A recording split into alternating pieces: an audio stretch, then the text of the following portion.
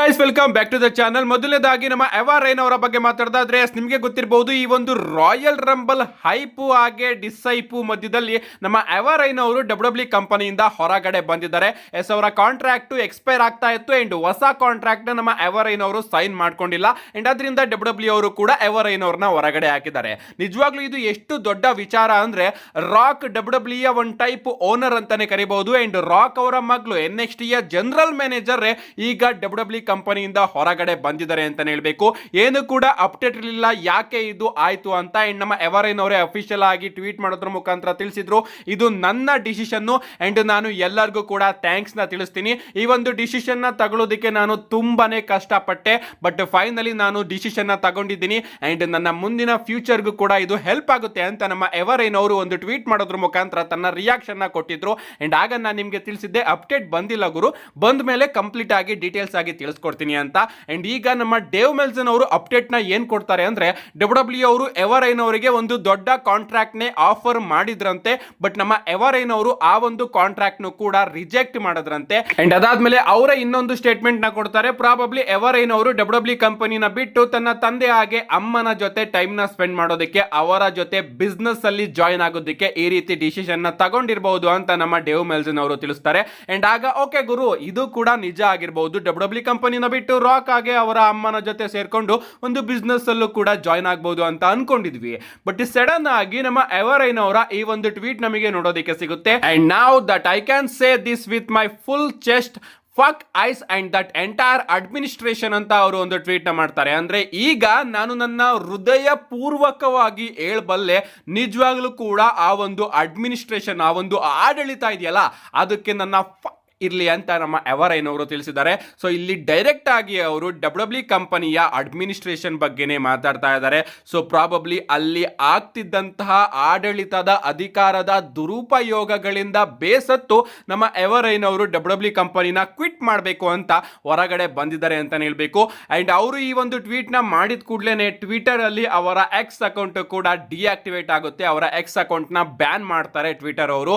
Literally ಈ ಒಂದು controversy ತುಂಬಾ ನೆಕ್ಸ್ಟ್ ಲೆವೆಲ್ಗೆ ಹೋಗುತ್ತೆ ಅಂತ ಅನ್ಕೋತೀನಿ. ಯಾಕಂದ್ರೆ ಎವಾ ರೈನ್ ಅವರು ಬರೀ NXT ಯ ಜನರಲ್ ಮ್ಯಾನೇಜರ್ ಮಾತ್ರ ಅಲ್ಲ ಗುರು, ರಾಕ್ ಅವರ ಮಗಳು ರಾಕ್, ನಿಜವಾಗ್ಲೂ ರಾಕ್ ಡಬ್ಲ್ಯೂ ಕಂಪನಿಯಿಂದ ದೊಡ್ಡವರು ಅಂಡ್ ಅವರ ಮಗಳು ಎವಾ ರೈನ್ ಈ ರೀತಿ ಟ್ವೀಟ್ ನ ಮಾಡಿದ್ದಾರೆ ಅಂದ್ರೆ ನಿಜವಾಗ್ಲೂ ಇದು ತುಂಬಾನೇ ನೆಕ್ಸ್ಟ್ ಲೆವೆಲ್ಗೆ ಹೋಗುತ್ತೆ. ಅಂಡ್ ಇವರು ಯಾರ ಅಧಿಕಾರದ ದುರುಪಯೋಗದ ಬಗ್ಗೆ ಮಾತಾಡ್ತಾ ಇದ್ದಾರೆ, ನಮ್ಮ ಟ್ರಿಪಲ್ ಎಚ್ ಅವ್ರದ್ದು, ಶಾನ್ ಮ್ಯಾಕಲ್ಸ್ ಅವ್ರದ್ದು ಅಥವಾ TK ಅವ್ರದ್ದು ಏನು ಕೂಡ ಗೊತ್ತಿಲ್ಲ.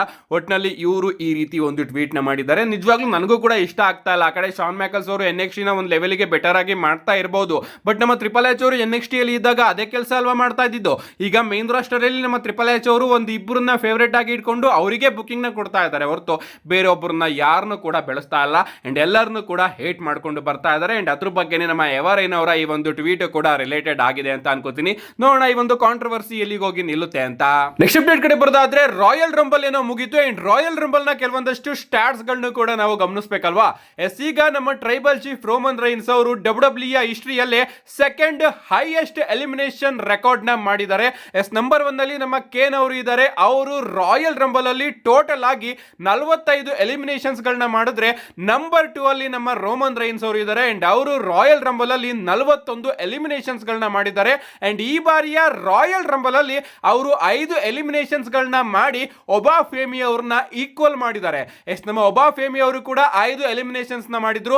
ಅದೇ ರೀತಿ ನಮ್ಮ ರೋಮನ್ ರೈನ್ಸ್ ಅವರು ಕೂಡ ಈ ಬಾರಿಯ ರಾಯಲ್ ರಂಬಲ್ ಅಲ್ಲಿ 5 ಎಲಿಮಿನೇಷನ್ಸ್ ನ ಮಾಡಿದ್ದಾರೆ. ಸೊ ಒಬಾ ಫೇಮಿ ಹಾಗೆ ರೋಮನ್ ರೈನ್ಸ್ ಇಬ್ರು ಕೂಡ ಮೋಸ್ಟ್ ಎಲಿಮಿನೇಷನ್ಸ್ ರೆಕಾರ್ಡ್ ನ ಹೊಂದಿದ್ದಾರೆ 2026ರ ರಾಯಲ್ ರಂಬಲ್ ಅಲ್ಲಿ. ಅಷ್ಟೇ ಅಲ್ಲ, ಈ ಬಾರಿ ರಾಯಲ್ ರಂಬಲ್ ನ ಐರನ್ ಮ್ಯಾನ್ ಸರ್ವೈವರ್ ಯಾರು ಅಂತ ಕೇಳಿದ್ರೆ ಅದು ನಮ್ಮ ಜಿಯೋವಾನ್ ಇವಾನ್ಸ್ ಅವರು. ಇವರು ಈ ಬಾರಿಯ ರಾಯಲ್ ರಂಬಲ್ ಅಲ್ಲಿ 41 ನಿಮಿಷ ಸರ್ವೈವ್ ಆಗಿದ್ರು. ಅಂಡ್ ಆ ಕಡೆ ವಿಮೆನ್ಸ್ ರಾಯಲ್ ರಂಬಲ್ ಅಲ್ಲಿ ನಮ್ಮ ಶಾರ್ಲ್ ಫೇರ್ ಅವರು 59 ನಿಮಿಷ ಸರ್ವೈವ್ ಆಗೋದ್ರ ಮುಖಾಂತರ ಮೆನ್ಸ್ ಅಲ್ಲಿ ಜಿಯೋವಾನ್ ಇವಾನ್ಸ್ ಹಾಗೆ ವಿಮೆನ್ಸ್ ಅಲ್ಲಿ ಶಾರ್ಲ್ ಫೇರ್ ಅವರು ಐರನ್ ಮೆನ್ ಹಾಗೆ ವಿಮೆನ್ಸ್ ಆಗಿದ್ದಾರೆ. ಅಷ್ಟೇ ಅಲ್ಲ, ಈ ಬಾರಿಯ ವಿಮೆನ್ಸ್ ರಾಯಲ್ ರಂಬಲ್ ಅಲ್ಲಿ ನಮ್ಮ ಲ್ಯಾಶ್ ಲೆಜೆಂಡ್ ಅವರು ಮೋಸ್ಟ್ ಎಲಿಮಿನೇಷನ್ ರೆಕಾರ್ಡ್ ನ ಮಾಡಿದ್ದಾರೆ. ಅವರು 5 ಸೂಪರ್ ಸ್ಟಾರ್ಸ್ ಗಳನ್ನ ಎಲಿಮಿನೇಟ್ ಮಾಡಿದ್ದಾರೆ ಈ ಬಾರಿಯ ರಾಯಲ್ ರಂಬಲ್ ಅಲ್ಲಿ. ಅಂಡ್ ನಮ್ಮ ಲಿವ್ ಮಾರ್ಗನ್ ಅವರು ಮೊಟ್ಟ ಮೊದಲ ವಿಮೆನ್ ಆಗಿದ್ದಾರೆ. 40ನೇ ಎಂಟ್ರಿಯಲ್ಲಿ ಬಂದು ರಾಯಲ್ ರಂಬಲ್ ನ ಗೆದ್ದಿರ್ತಕ್ಕಂತ ಮೊದಲ ವಿಮೆನ್ ನಮ್ಮ ಲಿವ್ ಮಾರ್ಗನ್ ಅವರು ಆಗಿದ್ದಾರೆ. ಸೊ ಈ ಬಾರಿಯ ರಾಯಲ್ ರಂಬಲ್ ಅಲ್ಲಿ ಆದಂತಹ ಹೊಸ ರೆಕಾರ್ಡ್ಸ್ ಗಳು ಹಿಂಗಿದೆ. ನೆಕ್ಸ್ಟ್ ಅಪ್ಡೇಟ್ ಗಳು ಬರೋದಾದ್ರೆ ಇದಿರ್ತಕ್ಕಂಥದ್ದು ನ್ಯೂ ಎರಾ ಬಗ್ಗೆ ನಮ್ಮ ಟ್ರಿಪಲ್ ಎಚ್ ಅವರ ಪ್ರಕಾರ ಈಗ ಡಬ್ಲ್ಯೂ ಮತ್ತೊಮ್ಮೆ ನ್ಯೂ ಎರಾ ಪ್ರಾರಂಭ ಆಗಿದೆ ಅಂಡ್ ಈ new era probably Monday night Raw ತನಕ ಇರುತ್ತೆ ಅಂತ ಅನ್ಕೋತೀನಿ. ಲಿಟರಲಿ ಎಷ್ಟು ಎರಾಸ್ ಗಳನ್ನ ಅವರು ತಗೊಂಡ್ ಬರ್ತಾ ಇದ್ದಾರೆ ಗುರು. ರಸಲ್ ಮೇನಿಯಾ 40 ಅಲ್ಲಿ ಒಂದು ಎರಾ ನಮಗೆ ನೋಡೋದಕ್ಕೆ ಸಿಕ್ತು, 41 ಅಲ್ಲಿ ಒಂದು ಎರಾ ನೋಡೋದಕ್ಕೆ ಸಿಕ್ತು, ಯಾವ್ದೋ ಒಂದು ಮಂಡೇ ನೈಟ್ ರಾಲಿ ಒಂದು ಎರಾ ನೋಡೋದಕ್ಕೆ ಸಿಕ್ತು, ESPN ಗೆ ಡೆಬ್ಯೂ ಆಯ್ತಲ್ಲ ಡಬ್ಲ್ಯೂ ಅವರು, ಅಲ್ಲಿ ಕೂಡ ಒಂದು ಎರಾ ನಮಗೆ ನೋಡೋದಕ್ಕೆ ಸಿಕ್ತು. ಅಂಡ್ ಈಗ ರಾಯಲ್ ರಂಬಲ್ ಮುಗಿದ್ಮೇಲೂ ಕೂಡ ಹೊಸ ಎರಾ ಪ್ರಾರಂಭ ಆಗಿದೆಯಂತೆ. ಈ ಒಂದು ಎರಾ ಎಲ್ಲಿ ತನಕ ಇರುತ್ತೆ ಅಂತ ನೋಡ್ಬೇಕು.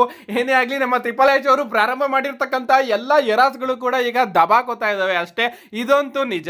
ನೆಕ್ಸ್ಟ್ ಅಪ್ಡೇಟ್ ಕಡೆ ಬರೋದಾದ್ರೆ ಇದಿರ್ತಕ್ಕಂಥದ್ದು W Backlash premium live and ಬಗ್ಗೆ ಡಬ್ಲ್ಯೂ ಅವರು ಅಫಿಷಿಯಲ್ ಆಗಿ ಬ್ಯಾಕ್ ಕ್ಲಾಶ್ ನ ಅನೌನ್ಸ್ ಮಾಡಿದ್ದಾರೆ. ನಮಗೆ ಮೇ 9ನೇ ತಾರೀಕು ಡಬ್ಲ್ಯೂ ಬ್ಯಾಕ್ ಕ್ಲಾಶ್ ಟ್ಯಾಂಪಾ ಫ್ಲೋರಿಡಾದಲ್ಲಿ ನೋಡೋದಕ್ಕೆ ಸಿಗ್ತಾ ಇದೆ. ಅಂಡ್ ಲೋಗೋನು ಕೂಡ ನೀವು ನೋಡ್ತಾ ಇರಬಹುದು, ಬ್ಯಾಕ್ ಕ್ಲಾಶ್ ಟ್ಯಾಂಪಾ ಅಂತ ಇದೆ.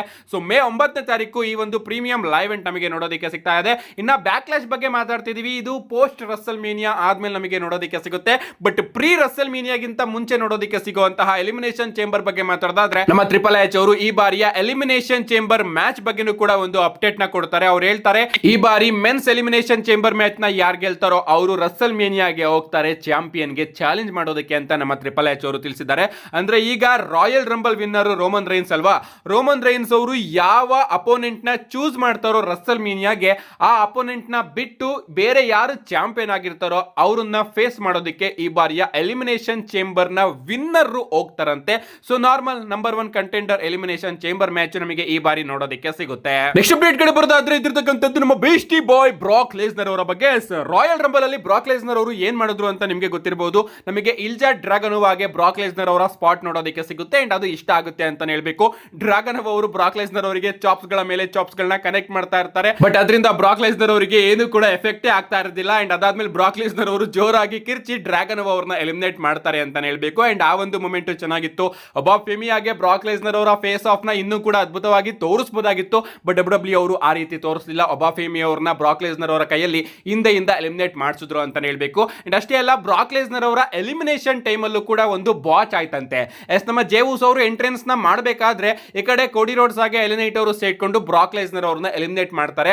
ಆ ಒಂದು ಟೈಮ್ ಅಲ್ಲಿ ಬ್ರಾಕ್ ಲೆಸ್ನರ್ ಅವರು ಎಲಿಮಿನೇಟ್ ಆಗಬಾರ್ದಿತ್ತಂತೆ. ಆ ಒಂದು ಟೈಮ್ ಅಲ್ಲಿ ಬ್ರಾಕ್ ಲೆಸ್ನರ್ ಅವರು ರೋಪ್ಸ್ ಗಳನ್ನ ಇಟ್ಕೋಬೇಕಾಗಿತ್ತಂತೆ, ಬಟ್ ಅಲ್ಲಿ ಸ್ಲಿಪ್ ಆಗಿ ಬ್ರಾಕ್ ಲೆಸ್ನರ್ ಅವರು ಎಲಿಮಿನೇಟ್ ಆಗ್ತಾರೆ. ಅಂಡ್ ಅದರಿಂದನೇ ಆ ಒಂದು ಸ್ಪಾಟ್ ನ ಡಬ್ಲ್ಯೂ ಅವರು ಚೆನ್ನಾಗಿ ತೋರಿಸೋದಕ್ಕೆ ಆಗ್ಲಿಲ್ಲ, ಯಾಕಂದ್ರೆ ಬ್ರಾಕ್ ಲೆಸ್ನರ್ ಅವರು ಅಲ್ಲಿ ಬಾಚ್ ಆಗಿ ಎಲಿಮಿನೇಟ್ ಆಗ್ಬಿಟ್ಟಿದ್ರು. ಇಲ್ಲ ಅಂತಿದ್ರೆ ಪ್ರಾಬಬ್ಲಿ ನಮಗೆ ಬ್ರಾಕ್ ಲೆಸ್ನರ್ ಆಗಿ ರೋಮನ್ ರೈನ್ಸ್ ಅವರ ಫೇಸ್ ಆಫ್ ಕೂಡ ನೋಡೋದಕ್ಕೆ ಸಿಗ್ತಾ ಇತ್ತು ಅಂತ ಅನ್ಕೋತೀನಿ. ಏನೇ ಆಗ್ಲಿ, ಒಂದು ಬಾಚ್ ಕಾರಣದಿಂದ ಬ್ರಾಕ್ ಲೆಸ್ನರ್ ಅವರು ಈ ಬಾರಿಯ ರಾಯಲ್ ರಂಬಲ್ ಅಲ್ಲಿ ಮೂಮೆಂಟ್ಸ್ ನ ಕೊಡೋದ್ರಲ್ಲಿ ಮಿಸ್ ಆಗಿದ್ದಾರೆ.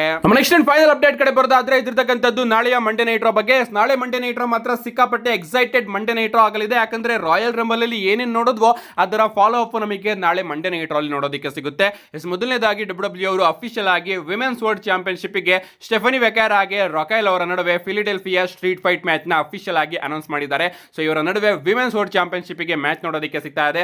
ನೋಡಬೇಕು ಈ ಒಂದು ಮ್ಯಾಚ್ ಅಲ್ಲಿ ನಮ್ಮ ರೊಕೈಲ್ ಅವರು ಏನಾದ್ರೂ ವಿನ್ ಆಗ್ತಾರಾ ಅಂತ. ಅಷ್ಟೇ ಅಲ್ಲ, ನಮ್ಮ ವಿಮೆನ್ಸ್ ರಾಯಲ್ ರಂಬಲ್ ವಿನ್ನರ್ ಆದಂತಹ ಲಿವ್ ಮಾರ್ಗನ್ ಅವರು ಕೂಡ ಮಂಡೇ ನೈಟ್ ರಾ ಪ್ರೆಸೆಂಟ್ ಆಗಿರ್ತಾರೆ. ನಮ್ಮ world heavy wait champion CM ಪಂಕ್ ಅವರು ಕೂಡ ಮಂಡೇ ನೈಟ್ ರಾ ಪ್ರೆಸೆಂಟ್ ಆಗಿರ್ತಾರೆ. ಅಂಡ್ ಅವರು ಪ್ರಾಬಬ್ಲಿ ರೋಮನ್ ರೈನ್ಸ್ ಅವರ ಬಗ್ಗೆ ಮಾತಾಡಬಹುದು. ಇಷ್ಟು ವಿಚಾರಗಳನ್ನ ಡಬ್ಲ್ಯೂ ಅವರು ಅಫಿಷಿಯಲ್ ಆಗಿ ಅನೌನ್ಸ್ ಮಾಡಿದ್ದಾರೆ. ರೋಮನ್ ರೈನ್ಸ್ ಅವರು ಬರ್ತಾರಾ ಅಂತ ಕೇಳಿದ್ರೆ ಬರೋ ಚಾನ್ಸಸ್ ಇದೆ, ಯಾಕಂದ್ರೆ ಅವರು ರಾಯಲ್ ರಂಬಲ್ ನ ಗೆದ್ದಿರೋದ್ರಿಂದ ಮಂಡೇ ನೈಟ್ ರಾ ಮಿಸ್ ಮಾಡ್ಕೊಳ್ಬಾರ್ದು, ಬಟ್ ಅದು ರೋಮನ್ ರೈನ್ಸ್ ಮಿಸ್ ಮಾಡ್ಕೊಳ್ಳಬಹುದು, ಯಾಕಂದ್ರೆ ಡಬ್ಲ್ಯೂ ಅವರು ರೋಮನ್ ರೈನ್ಸ್ ಅವ್ರನ್ನ ಅನೌನ್ಸ್ ಮಾಡಿಲ್ಲ, ಸದ್ಯಕ್ಕಂತೂ ಅನೌನ್ಸ್ ಮಾಡಿಲ್ಲ. ಅಂಡ್ ಅದಕ್ಕೋಸ್ಕರ ಬರೋದಿಲ್ಲ ಅಂತಾನೂ ಕೂಡ ಅನ್ಸುತ್ತೆ. ಅಂಡ್ ಸಡನ್ ಆಗಿ ಸರ್ಪ್ರೈಸ್ ಎಂಟ್ರಿ ಆಗಿ ನಮ್ಮ ರೋಮನ್ ರೈನ್ಸ್ ಅವರು ಮಂಡೇ ನೈಟ್ ರಾ ಓಪನಿಂಗ್ ಅಲ್ಲೇನೆ ನಮಗೆ ನೋಡೋದಕ್ಕೆ ಸಿಗಬಹುದು, ಯಾಕಂದ್ರೆ ರಾಯಲ್ ರಂಬಲ್ ನ ಗೆದ್ದಿದಾರಲ್ವಾ, ಏನು ಕೂಡ ಹೇಳೋದಕ್ಕೆ ಆಗೋದಿಲ್ಲ. ಬಂದು ಶೋ ಅಪ್ ಕೂಡ ಮಾಡಬಹುದು ಅಥವಾ ಬರ್ದಲೆ ಹಾಗೇನು ಕೂಡ ಉಳಿಬಹುದು. ನಿಮ್ಗೆ ಅನ್ಸುತ್ತೆ ಇದ್ರ ಬಗ್ಗೆ ನಿಮ್ಮ ಅನಿಸಿಕೆನ ಕಮೆಂಟ್ ಮಾಡಿ. ನಾಳೆ ಮಂಡೇ ನೈಟ್ ರಾ ಯಾರು ಕೂಡ ಮಿಸ್ ಮಾಡ್ಕೊಬೇಡಿ. ಮಿಸ್ ಮಾಡ್ಕೊಂಡ್ರು ಕೂಡ ನನ್ನ ಚಾನಲ್ ಅಲ್ಲಿ ವಿಡಿಯೋನ ಆದಷ್ಟು ಬೇಗ ಅಪ್ಲೋಡ್ ಮಾಡೋದಕ್ಕೆ ಟ್ರೈ ಮಾಡ್ತೀನಿ.